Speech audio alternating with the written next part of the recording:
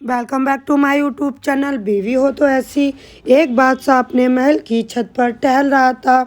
टहलते टहलते उसकी नज़र महल के नज़दीक घर की छत पर पड़ी, जिस पर एक बहुत खूबसूरत औरत कपड़े सुखा रही थी। बादशाह ने अपने एक बांदी को बुलाकर पूछा, किसकी बीवी है ये? बांदी ने कहा, बादशाह सलामत, यह आपके गुलाम फिरोज की बीवी है। बादशाह नीचे उतरा। बादशाह पर उस औरत के हुस्नो जमाल का सरसा छा गया था। उसने फिरोज को बुलाया। फिरोज हाजिर हुआ तो बादशाह ने कहा उससे, फिरोज, हमारा एक काम है, हमारा यह खत फला मुल्क के बादशाह को दे आओ और इसका जवाब भी ले आना। फिरोज उस खत को लेकर घर वापस आ गया। खत को अपने तकिए के नीचे रख दिया। सफ़र का सामान तैयार किया, रात घर में गुजारी और सुबह मंजिल है मकसूद पर रवाना हो गया। इस बात से लाइज्म के बादशाह ने उसके साथ क्या चाल चली है। इधर जैसे ही फिरोज नज़र से ओलझ हुआ, बादशाह चुपके से फिरोज के घर पहुंचा और आहिस्ता से फिरोज के घर का दरवाज़ा खटखटाया। फिरोज की बीवी ने कहा, कौन है? बादशाह ने कहा, मैं बादशाह हूँ, तुम्हारे शौहर का मालिक। तो उसने दरवाज़ा खोला। बादशाह अंदर आकर बैठ गया। फिरोज ने हैरान होकर कहा, आज बादशाह सलामत यहाँ हमारे गरीब खाने में?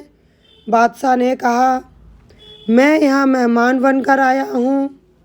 फिरोज की बीवी ने बादशाह का मतलब समझकर कहा, मैं अल्लाह की पनाह जानती हूँ आपके इस तरह से आने से, जिसमें मुझे कोई खैर नज़र नहीं आ रही। बादशाह ने गुस्से में कहा, ऐ लड़की, क्या कह रही हो तुम? शायद तुमने मुझे पहचाना नहीं। मैं बादशाह हूँ, तुम्हारे शौहर का मालिक। फिरोज की बीवी ने कहा, बादशाह सलामत, मैं जानती हूँ कि आप ही बादशाह हैं, लेकिन बुजुर्ग कह गए हैं, शेर को अगर जितनी भी भूख लगी हो वह मुर्दा तो नहीं खाना शुरू कर देता। और कहा, बादशाह सलामत, तुम उस कटोरे में पानी पीने आए हो जिसमें तुम्हारे कुत्ते ने पानी पिया है। बादशाह उस औरत की बातों से बड़ा शर्मसार हुआ और उसको छोड़कर वापस चला गया, लेकिन अपनी चप्पल वहीं भूल गया। यह सब तो बादशाह की तरफ से हुआ। अब फिरोज को आधे रास्ते में याद आया कि जो खत बादशाह ने उसे दिया था वह तो घर पर ही छोड़ आया। उसने घोड़े को तेज़ी से वापस मोड़ा और अपने घर की तरफ लपका। फिरोज अपने घर पहुंचा तो तकिए के नीचे से खत निकालते वक्त उसकी नज़र पलंग के नीचे पड़े बादशाह की चप्पल पर पड़ी, जो वह जल्दी में भूल गया था। फिरोज का सर चकरा कर रह गया और वह समझ गया कि बादशाह ने उसे सफ़र पर सिर्फ इसलिए भेजा ताकि वह अपना मतलब पूरा कर ले। फिरोज किसी को कुछ बताए बगैर चुपचाप घर से निकला। खत को लेकर वह चल पड़ा और काम ख़त्म करके वह बादशाह के पास आया तो बादशाह ने उसे इनाम के तौर पर 100 दीनार दिए। फिरोज दीनार लेकर बाजार गया और औरतों के इस्तेमाल की कीमती कपड़े और कुछ तोहफ़े भी खरीद लिए। घर पहुंचकर बीवी को सलाम किया और कहा, चलो तुम्हारे मैके चलते हैं। बीवी ने पूछा, यह क्या है?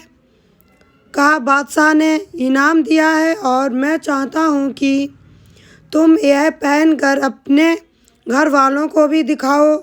बीवी, जैसे आप चाहें। बीवी तैयार हुई और अपने वालिदैन के घर अपने शौहर के साथ रवाना हुए। दामाद और बेटी को उनके लाए गए तोहफ़े को देखकर वह बहुत खुश हुए। फिरोज बीवी को छोड़कर वापस आ गया। 1 महीने गुजरने के बाद ना बीवी का हाल पूछा और ना ही उसको वापस बुलाया।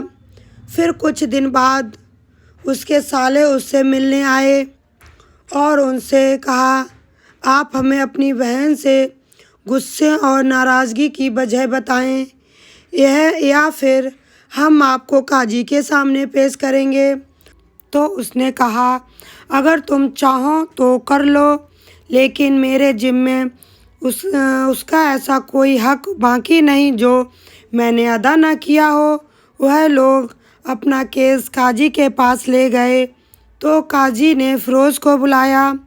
قاضی اس وقت بادشاہ کے پاس بیٹھا ہوا تھا۔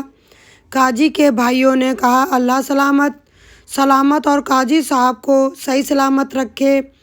قاضی صاحب، ہم نے ایک سرسبز باغ، درخت پھلوں سے بھرے ہوئے اور ساتھ میں میٹھے پانی کا کنواں اس شخص کے حوالے میں دیا تھا، تو اس شخص نے ہمارا باغ اجاڑ دیا، سارے پھل کھا لیے، درخت کاٹ دیے اور کنویں کو خراب کر کے بند کر دیا۔ قاضی فیروز کی طرف متوجہ ہو کر پوچھا، ہاں تو لڑکے تم کیا کہتے ہو اس بارے میں؟ فیروز نے کہا، قاضی صاحب، جو باغ مجھے دیا گیا تھا وہ اس سے بہتر حالت میں نے اسے واپس کیا ہے۔ قاضی نے پوچھا، کیا اس نے باغ تمہارے حوالے ویسے ہی حالت میں واپس کیا ہے جیسے پہلے تھا؟ انہوں نے کہا، ہاں ویسے ہی حالت میں واپس کیا ہے، لیکن ہم ان سے باغ واپس کرنے کی وجہ جاننا چاہتے ہیں۔ قاضی نے کہا، ہاں فیروز، اس بارے میں کیا کہنا چاہتے ہو؟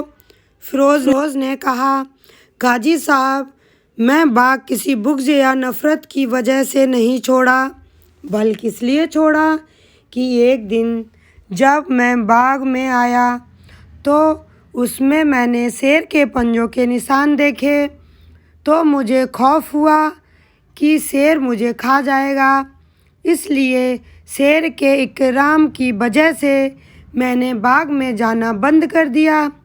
بادشاہ، جو ٹیک لگائے ہوئے یہ سب کچھ سن رہا تھا، اٹھ کر بیٹھ گیا اور کہا، فیروز، اپنے باغ کی طرف امن اور مطمئن ہو کر جاؤ، اللہ کی قسم، اس میں کوئی شک نہیں ہے کہ شیر تمہارے باغ آیا تھا، لیکن وہ وہاں پر نہ تو کوئی اثر چھوڑ سکا اور نہ کوئی پتا توڑ سکا اور نہ ہی کوئی پھل کھا سکا۔